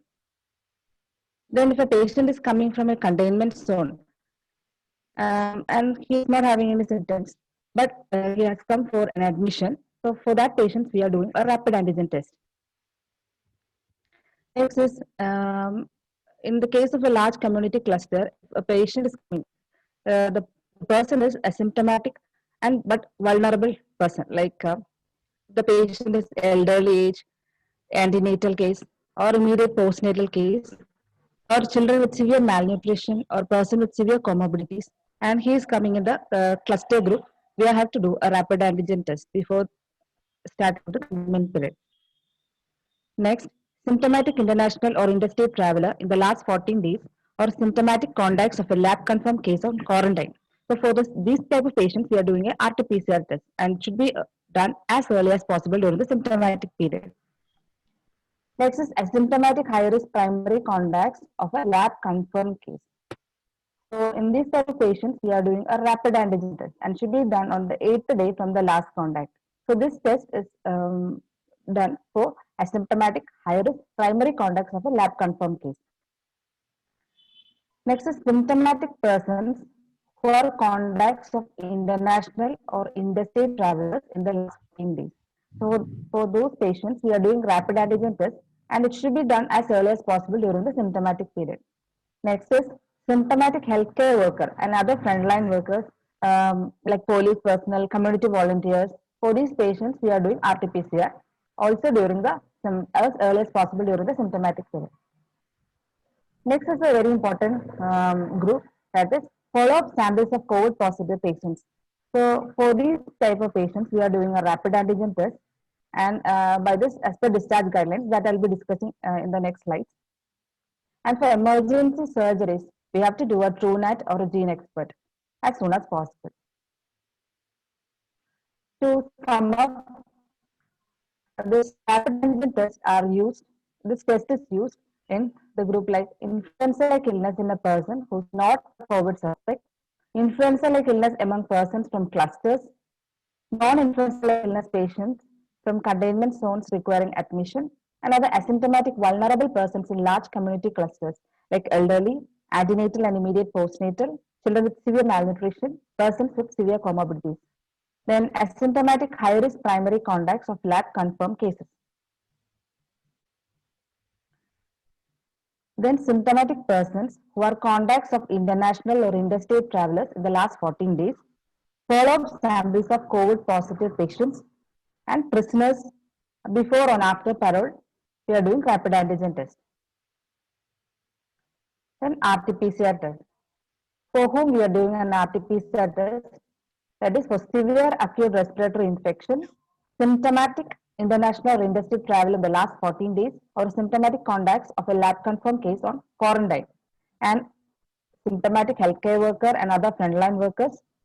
Then broad dead bodies, second sample. That is for broad dead bodies, 2 samples we are taking. First sample we are doing a gene expert, and the second sample is RT-PCR. Then influenza illness among recovered COVID cases. So that is a person having he had a COVID infection. If he is having an influenza illness, we have to do an RT-PCR. Then TrueNAT or cold RT-PCR is done for before elective surgeries. Then TrueNAT or Gene Expert is done for emergency surgeries, and Gene Expert for broad dead bodies for samples. So next is about the repeat, when we have to do the repeat testing, the repeat antigen testing for the patients. It is according to the amendment to the revised discharge guidelines for COVID-19 patients dated 1st July 2020. First group is in asymptomatic COVID positive patients. The first repeat rapid antigen test should be done on the 10th day after the first test. So if it is positive, we have to repeat this test every alternate day till it is negative. When it is negative, we can discharge the patient. If the rapid antigen test on the 10th day was negative, also we are discharging the patient. Second group is category A COVID positive patients. That is mild, or they are having only mild symptoms. For them, the rapid antigen test is done on the 10th day if the patient is not having any symptoms on the 10th day, or the test 1 day after the resolution of symptoms. So if it is positive, same thing, that is we have to repeat the test every alternate day, and if it is negative only we can discharge the patient. Also, during this test we have to think if the patient has completed 10 days since the symptom onset, and also no symptoms was present since the last 3 days. In the case of category B and C COVID positive patients, there is a change. That is, the rapid antigen test is done on the 14th day. The repeat test is done on the 14th day if no symptoms are there, or test 1 day after the resolution of the symptoms. So if it is positive, we have to repeat the test every alternate day. When it comes negative, we can discharge, provided he has completed 14 days since the symptom onset and no symptoms since the last 3 days is there. So next we'll go to the contact tracing guidelines. So what is contact tracing? Contact tracing is a process of identifying, assessing, and monitoring the people who have been exposed to pathogenic microorganisms like SARS coronavirus 2 in order to prevent transmission of COVID-19. So the purpose of contact tracing and monitoring are early detection, it causes early isolation and decreased transmission. Also, it causes early treatment and increased survival of the patient, and reduce community and healthcare associated spread. So we are discussing, this is a timeline of infection. As we all know, the incubation period of this is a patient who is infected. We all know the incubation period is ranges from 2 to 14 days, but on average, it's typically 5 days. So this patient gets infected on the 14th day. He becomes infective, and mild illness starts about 10 days. If it is severe illness, it will be about 2 weeks. So here, the patient becomes infected. Then if the patient infects another person, the time between this contact, this is the contact becomes infectious 5 days. So that 5 days is known as the window of opportunity before they become infectious and spread the disease to the next person. That is, this is the 0th day of the contact, and this is after 5 days of the contact. So this is the window of opportunity. So if we can act here, we can if we can isolate the patient here, we can decrease the transmission of this contact to other people. So that is the whole idea behind contact tracing. So this figure shows the infectiousness of the SARS coronavirus 2 versus influenza virus. Here, this arrow means this is the effective reproduction number. That is the number of new cases generated by each confirmed case. So our aim of contact tracing is to make the effective reproduction number less than 1. That is the number of new cases generated by each confirmed case to be maintained below 1. That is, even small reproductive numbers can create large outbreaks. That is, if the RO is 2, 2 people are infected, like you can see, this can cause an outbreak. According to the epidemic phase, the contact tracing level changes. So we can see in the first phase, phase 0, that is phase 0 of the epidemic, there is no COVID case, no reported case in the country. So here the contact tracing level is, we have to aim, that is preparedness only. Sensitize the population to the idea of outbreak, including contact tracing, quarantine, individual and community social distancing. In phase 1, it's an early stage outbreak. So here one or more imported cases are there. Limited local transmission is there. So you have to aim is prevent sustained transmission. So you have to do a contact tracing. Phase 2, expanding outbreak. There is increasing number of imported cases, increased local spread, but all cases are linked to non-transmission chains. And outbreak clusters are there with a non-common exposure. So here the aim is contain and slow the transmission.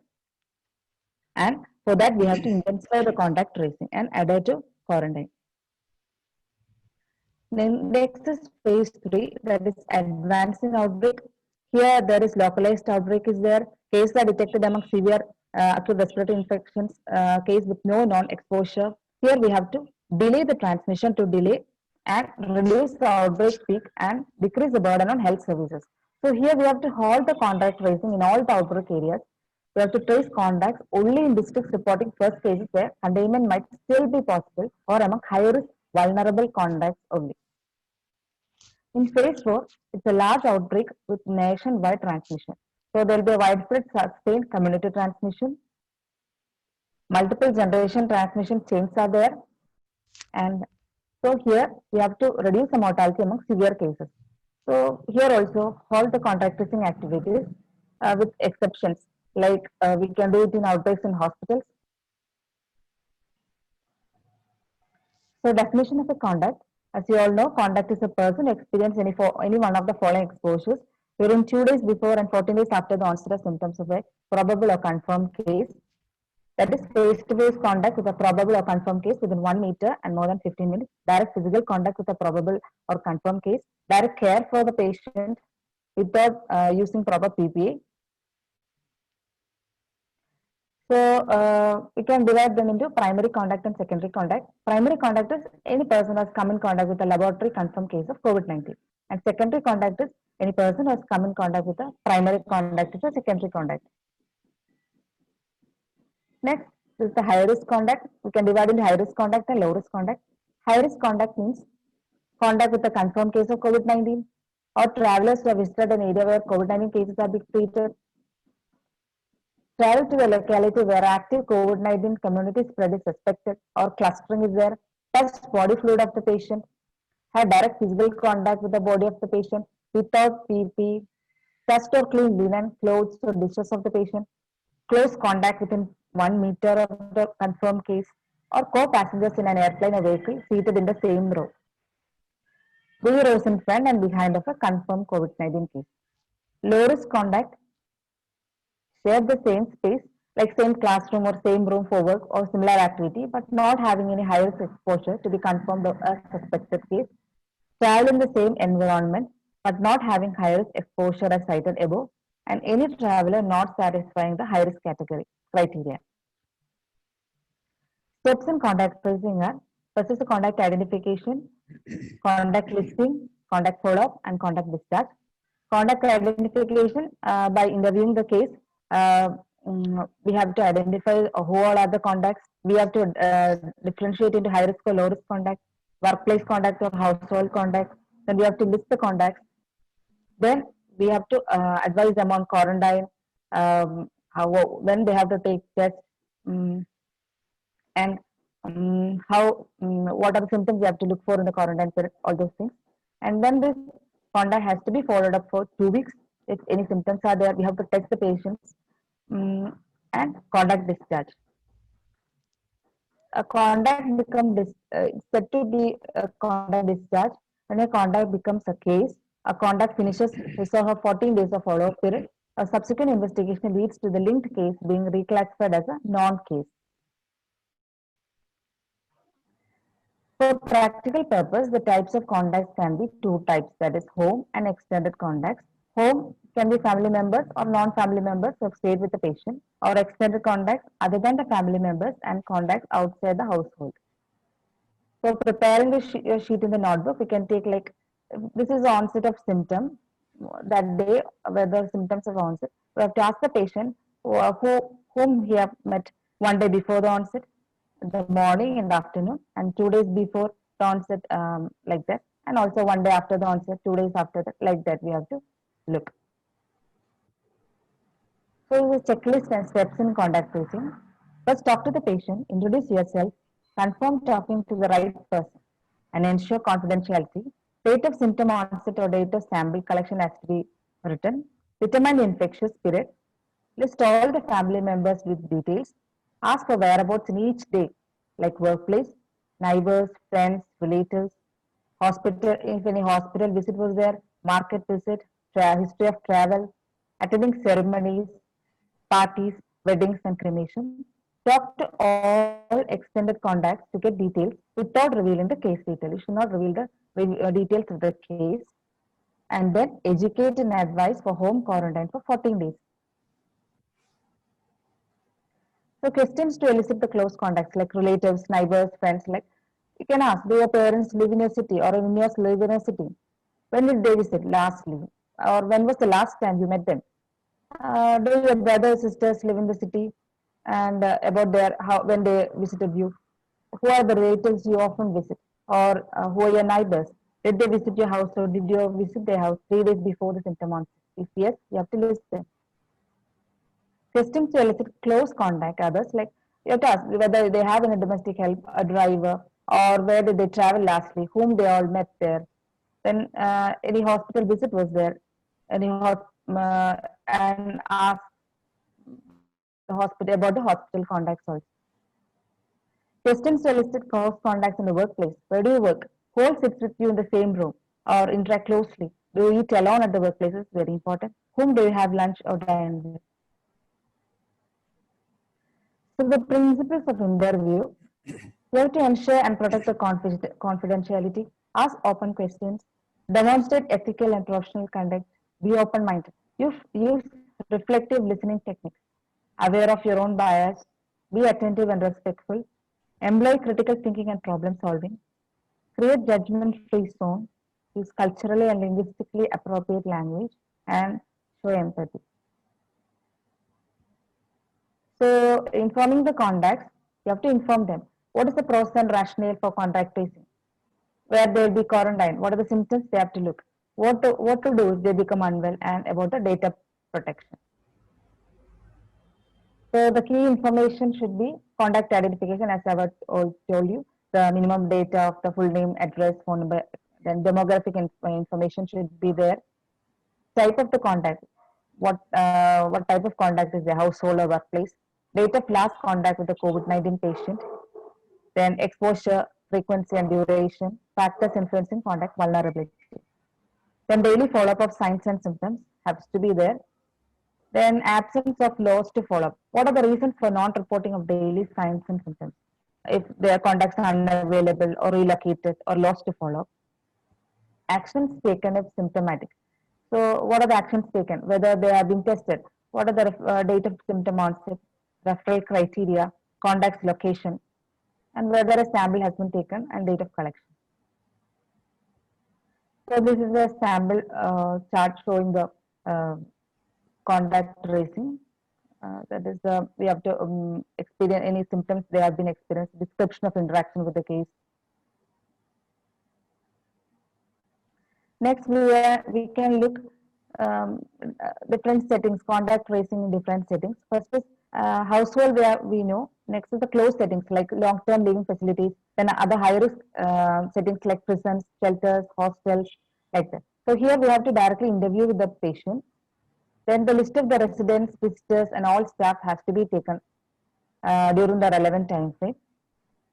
Then if it is very difficult to assess, we can think that all the residents and staff they should be monitored and screened. So if using a public transport, the contact identification is possible only if there is allocated seating. So in airlines and transport authorities, we can take the details of the passengers. But if it's not possible, we can do a media release so that the passengers can self-identify. In case of place of worship, workplaces, schools, private school, social events, here also we can collaborate with organizers or leadership to notify the contacts, either actively or passively, like warn and inform messages. If it is not, we can work from guest registration and booking list. And if it is not working, media release has to be done for requesting the people to self-identify. In the case of healthcare settings, um, the healthcare workers they have attended a patient without proper PPE. They are exposed. Then contacts exposed during hospitalization. The patients can be exposed during or when they were sitting in the OPD or when they were admitted in the hospital. They have shared the room with the COVID-19 patient. And contacts exposed during outpatient visits. And here visitors to the patients also in the admitted wards, they can be okay. They can be the contacts also. So you have to identify all the staff who have direct contact with the COVID-19 patient. Review the list of patients hospitalized in the same room, and the list of visitors who visited the patients or other patient has to be taken. So this is the guidelines to manage exposure to a healthcare worker. If the healthcare worker had a possible exposure, the nodal officer or COVID cell of the institution will be reported, and they form a subcommittee to assess the exposure. And we can divide it into whether it is a high risk or a low risk exposure. High risk exposure, we know that is provided care to a COVID case or performed aerosol generating procedures or handled respiratory specimens from COVID case with or recommended PPE or with possible relief PPE or having accidental exposure to body or face-to-face contact in a COVID case, mask, facial or goggles within 1 meter. So if it is high risk, you have to quarantine the person for 2 weeks, monitor for development of symptoms, test RT-PCR between 5th and 14th day. If it is positive, you have to treat as protocol. If it's negative, complete the quarantine, join the work. If it is low risk, you can continue to work, can monitor for development of symptoms and tested by RT-PCR if symptoms develop fully. If symptoms develop in a healthcare worker, immediately RT-PCR has to be done. This is the contact follow-up form. The follow-up form we are using for 2 weeks. That is the symptoms are there. We have to follow up the patients daily, whether they have any symptoms, and we have to report that. Tools for monitoring contacts. This is traced together. This is an app which has been used for contact tracing. COVID safe parts and examples are how to participate. COVID safe parts. These are the tools. When we are using these tools, we have to be vigilant. That is, data protection has to be there. You should guarantee privacy and data protection. Must adhere to the ethical principles of handling personal information. How data will be handled, stored. That has to be communicated in a clear and transparent manner. And digital tools should be assessed before they are used in the data collection. So this is the daily monitoring indicators. Here, in the contact tracing, how the contact tracing is working like this. It is the proportion of contacts saved. It's very important because it monitors the coverage, identify areas with coverage, and identify poor contact tracing performance. The proportion of contacts lost to follow that not seen for more than 2 days. This identify areas with persistently low coverage and higher risk of spread. Identify the individual contacts to be located. Then proportion of contacts who became suspect cases. So this is important because monitor the contact tracing quality. Then proportion of contacts who become confirmed cases. They track the outbreak dynamics. Who all have become confirmed cases. Proportion of new cases who are non-contacts. Track the quality and completeness of contact identification. Time from symptom onset to case confirmation. This tracks because the time from symptom onset when the case was confirmed. So this tracks the performance of contact tracing to rapidly identify the cases. So the main challenges are building trust within the communities. The individuals are with various religious, political, and cultural beliefs, adapting contact tracing to setting at a phase of outbreak, working with insufficient resources, and we have to ensure completeness of the data and maintaining adequate data management and dealing with slow reporting times or limited testing capabilities.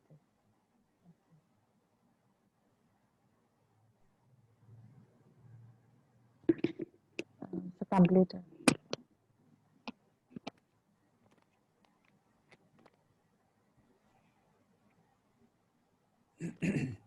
Thank you, Dr. Vijaya, for the informative presentation. Now it is time for questions.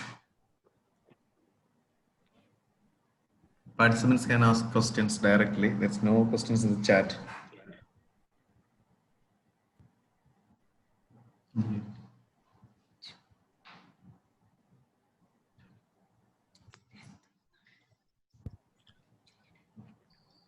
Sir, usually we give antivirals to patients who are having desaturation.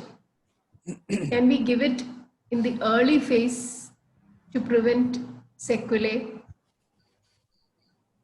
No, prevent worsening? no, that problem has not been studied. Now, if you want to give antivirals, see there are no definite guidelines regarding the antivirals. That is, there are no COVID-specific antiviral agents. That is one of the problems. All the antiviral agents which have been in use, they have been used for some other diseases and now repurposed to COVID-19. So you cannot tell that just like in herpes simplex encephalitis, you give acyclovir. Such antivirals are not there. And you are not sure whether these antiviral drugs are going to be effective, because RCTs have shown only, even for remdesivir, it has shown low benefit and moderate benefit in certain subgroups. And regarding favipiravir, of course, there are many studies which have shown that in mild to moderate cases, it may be effective. So if you have patients belonging to the high risk group, even in the mild category, you can definitely try antivirals, because all the antivirals are associated with, at least in some patients, side effects: hepatotoxicity, renal toxicity, bone marrow toxicity. So all these problems are not, they are not completely safe drugs.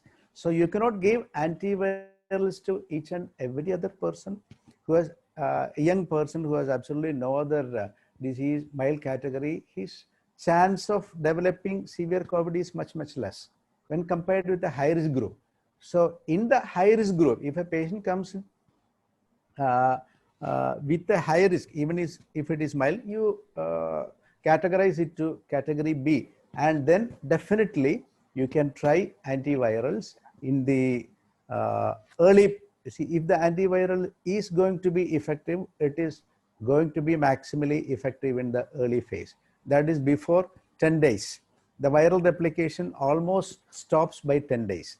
So thereafter, there is no point. So if you want to do something in the needy patients who are the category B onwards, you have to give it in the early part. That is likely to give some benefits, and whether it will result in avoidance of long-term sequelae, nobody has studied.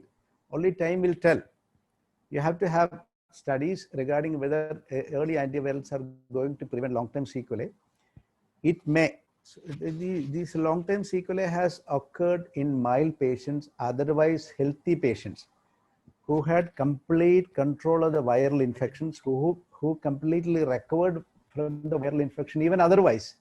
They also have these long-term sequelae. So there is no guarantee that early antivirals are going to prevent long-term sequelae. Probably it may. That is the only thing which now you can tell. At least the acute progression to severe illness to some extent can be prevented by timely institution of antiviral. That is a fairly reasonable statement rather than whether it will prevent long-term sequelae. The thing is that mildly symptomatic patients who had complete recovery without any antiviral, they also come with long-term sequelae. So how can you tell that this is going to prevent? So that is the state of affairs nowadays, as of now. So what about the prophylaxis, sir, about HCQS and ivermectin and all what we are? Now, HCQS definitely can be given as a prophylactic agent, and of course, the ICMR, of course, many countries do not definitely agree with that, but ICMR definitely recommends HCQS prophylaxis, and those frontline health workers who are involved in this day-to-day care of COVID patients, if they are otherwise healthy, do not have any other problems, of course, only healthy healthcare workers will be given the task of managing these patients. So they, because the chloroquine HCQS, one problem which is highlighted is this arrhythmic problem, but arrhythmia, but weekly one dose of chloroquine, hydroxychloroquine is unlikely to produce. I had shown that slide. Even short-term therapeutic dosage of hydroxychloroquine is very unlikely to produce arrhythmia. So it is very unlikely to give any sort of side effects. You can safely give hydroxychloroquine in the prescribed once weekly dosage too. And it is better that you give. It may have some effects. It may have some effects, especially if you combine zinc also. Especially if you combine zinc also, it may have added benefits. So definitely those patients who are on the front line, they can take hydroxychloroquine. What about ivermectin, sir? It's coming. Ivermectin, of course, ivermectin, you don't have too much studies. It is in the Australia, Dr. Thomas Borody, he is the one, he is behind the triple therapy using ivermectin. Doxycycline and... doxycycline, ivermectin, zinc triple therapy. That is for treatment. It's not for prophylaxis. So it is not used as a prophylactic agent, and it is not recommended as a prophylactic agent also. You can use HCQS as a prophylactic agent. HCQS actions mainly anti-inflammatory or any other actions? Which one? HCQS. HCQS, it has got multiple actions. It has got anti-inflammatory effect. It has got antiviral effect. It prevents glycosylation of this ACE2, so that the spike protein cannot engage. It alkalinizes the intracellular compartment. Only acidic intracellular compartment is required for viral replication. It acts as a zinc ionophore. It has got effect on thrombo-inflammatory milieu. So it has got multiple effects. So definitely that is useful. It is a cheap drug, and there are many controversies regarding the Initially, HCQS. ICMR was recommending for 7 to 8 weeks or something else. So can it be taken every week continuously? Yeah, up to 7 weeks. Up to 7 weeks it can be. Is that enough, or it has to be continued? See, the ICMR recommendation is for 7 weeks. See, you can give, absolutely no problem, because we have been giving this HCQS for patients with rheumatoid arthritis for years together without absolutely no problem. So there won't be any side effects of hydroxychloroquine. It is a safe drug. You should use in the correct dosage. The Western countries, they used slightly higher dosage. That's why they developed this, at least some developed arrhythmia. In the usual dosage, it will not produce. Sir, my question is why COVID-19 reached Kerala late, even though we are having a lot of patients with NCD issues? See, probably because of the initial fear. See, the people were very fearful during the lockdown. We all know that. We have experienced it. And people were keeping the physical distancing, the mask, they were not going out, etc. during the initial COVID period, in the lockdown period. After which the cases came down drastically. And people started imagining that this is not a disease which is going to affect majority of Kerala. That was the thought process in the people's mind, and they started behaving very irresponsibly, and then we know that happened. So that is exactly the people's attitude. That is the thing which even now people are not afraid. Even now people are not afraid to go out and venture at so many things. So cases are, and people are under the impression that this is not a fatal disease. Whether it is, as I told, so many underreporting, whether it is a cause or whether it is an associated problem, it is still not settled. Probably these high risk COVID, high risk non-communicable disease persons are probably confined to their houses. We are highlighting, don't go, don't go, don't go. Probably, even though we have patients, they are not being exposed to the virus. They are, I think the majority are keeping themselves isolated in their houses. Now they are all, these persons are, at least they are afraid to go out. That is the reason. Sir, one more question. If it is a second wave, what type of patients are you expecting more? Can it be a second case or reinfection, or ഇതുവരെ ബാധിക്കാത്ത ആൾക്കാരെയാണോ കൂടുതലായിട്ട് വരാൻ പോകുന്നത്? No. Second wave, that is the that's what that, because of the second wave in the Western countries, it has affected persons who have already infected. It has affected persons who are not infected. Both are possible. That's why it is casting a doubt on the immunity. They have clearly told that it is casting a doubt on the long-term immunity. So it can affect both. It can affect both. Okay, sir. Sir, what about vitamin D3 dosage? Which one? Vitamin D3. D3, see, D3 people are advocating slightly higher dosage, about 2000 international, 2000 to 4000 international units. The only problem is, for a short period, it's absolutely no problem. But if you use it for a longer time, at least it can produce hypercalcemia, it can produce vascular calcification. And if you are using higher dosage of vitamin D3 for a long time, you have to use vitamin K2, active vitamin K2, about 100 micrograms of vitamin K2, which will prevent vascular calcification. But for a short time, this vitamin D3 is not going to produce any problem. And acutely, as I told, you have to give the active form of vitamin D. For a COVID patient, if you want to give vitamin D, you give active vitamin D, because it will take 5 to 7 days for the vitamin D3 to become an active vitamin D. That is the only thing. What is the product available? So what is that active form available for now? Calcitriol. Calcitriol is there. Okay. Yeah. Okay. Thank you. See, Dr. Vijaya, you had told that a repeat antigen test is required before discharge. As per the new guidelines, if it is category A or category B, which is not having hypoxia and everything is getting settled within 3 days, it is the MOHF recommendation. You don't do any repeat testing. You can discharge them after 10 days, provided the last 3 days are febrile, asymptomatic, without any the paracetamol, fever reducing agents. Why a repeat testing? You had advised a repeat antigen testing before discharge.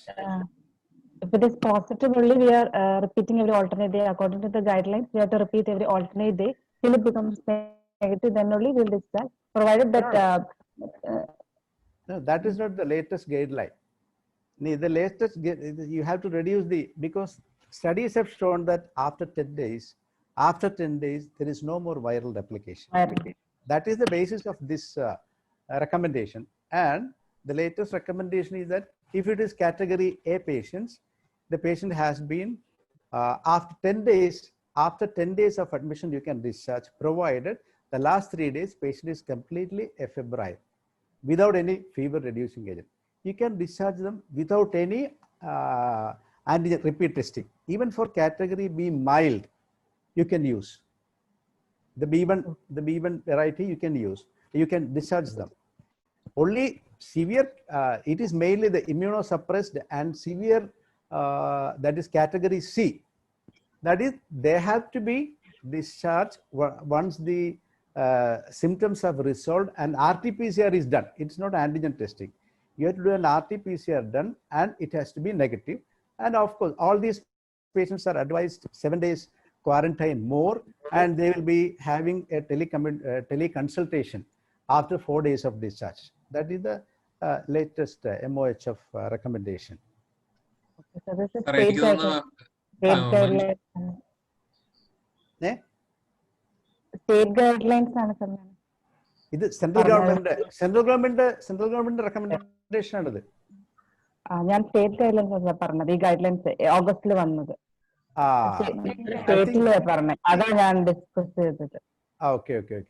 കാരണം ഈ repeated testing and economical aspects involve in this every other day testing എന്ന് പറയുന്നത് that can be reduced by if you ICMR ഇത് state guidelines ആണ്. അത് ഞാൻ അത് പറയാതെ സ്റ്റേറ്റ് ഗൈഡ്ലൈൻസ് പറഞ്ഞു. Sir, suppose I become COVID positive and over a period of time I become negative. Now my family is all positive. So can I go to work? Go to work means? No, I am working. No, I have to become positive. I am quarantined and I become negative. I finish all that period. Now my family, household, all are positive. So again, I have to remain in quarantine, or can I go for work or something like that? See, many are asking doubts like that. So the thing is that immediately after a COVID, the chance of reinfection is much less. yes, okay. Immediately after a COVID, they definitely see the immunity fades over months. That is the thing which has been revealed. So immediately after this COVID, one acute infection, you are very unlikely to get reinfected. So you can go for work. And the prashangalonnuvilla. No problem.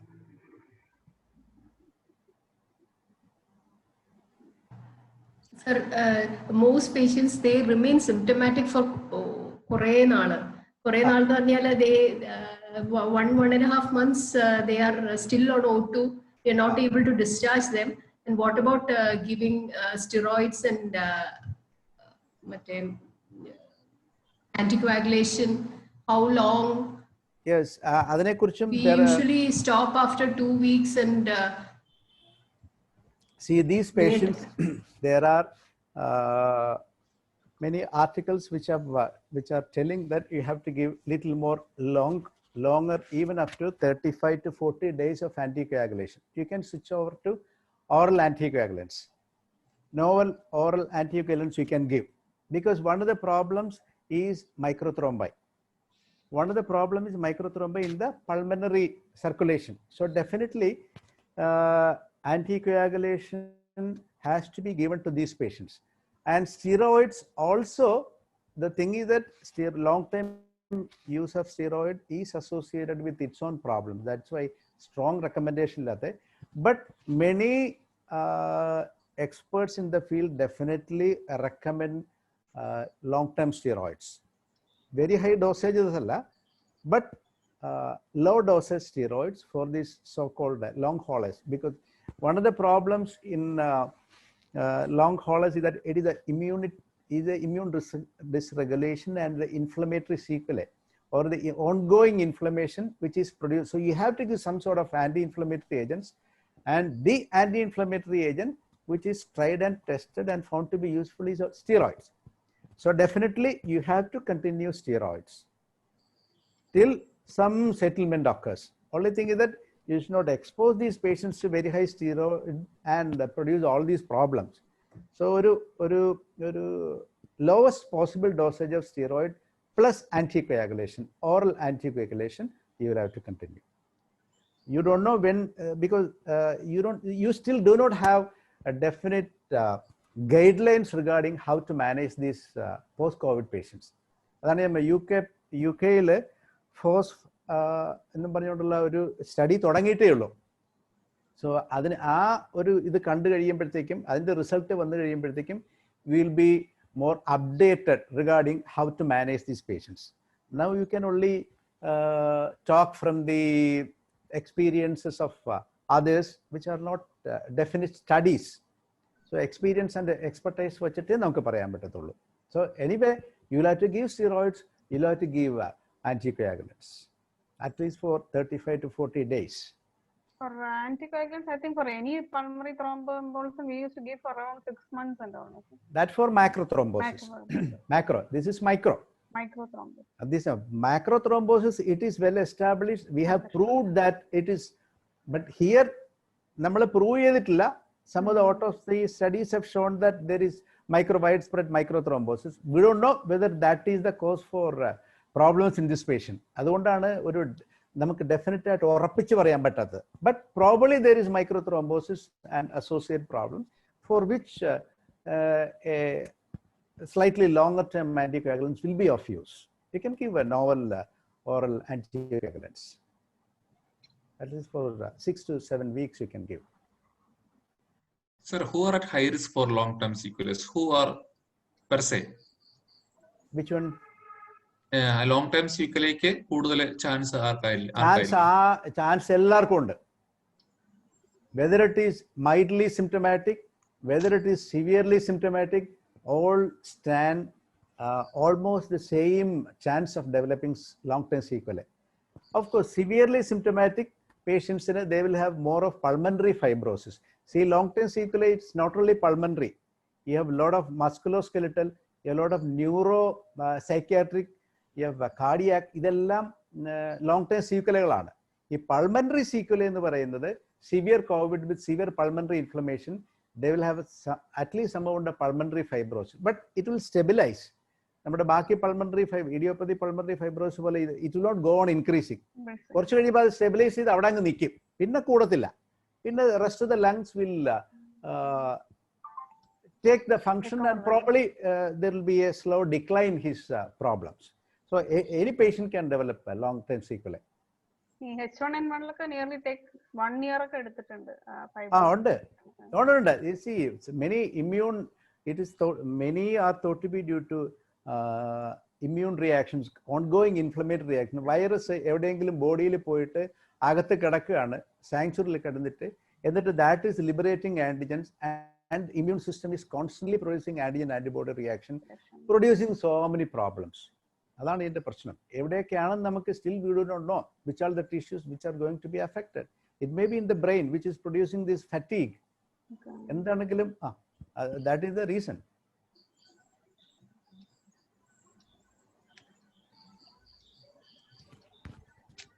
Any other questions?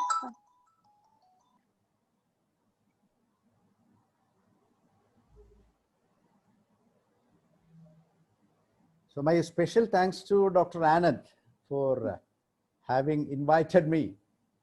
Anand ആണ് നമ്മളെ ഇതിന് വരണം എന്നങ്ങനെ പറഞ്ഞ് to talk on this very important subject. Special thanks to Dr. Anand. Wonderful talk, sir. It was a very wonderful talk. Thank you. Dr. Anand, can we? Any questions? നമുക്ക് wind up ചെയ്യാം, madam. Okay, then I request Dr. Preeti to propose a vote of thanks. Good evening to all. We have come to the end of the second day session now. Thank you, Karta sir. ഒരു ഭയങ്കര excellent session ആയിരുന്നു സാറിന്റെ on the trends, controversies, hopes and future of COVID-19. Thank you so much on behalf of Alappuzha chapter, the Midzone CME. Thank you, Karta sir, for the wonderful session. The second class was by Dr. Vijaya on guidelines and contact tracing. And thank you, Dr. Vijaya, for the wonderful class you have taken. It was a good presentation. And thanks to Dr. Anand for being the moderator of this second day session. And thank you all participants for the CME you have attended.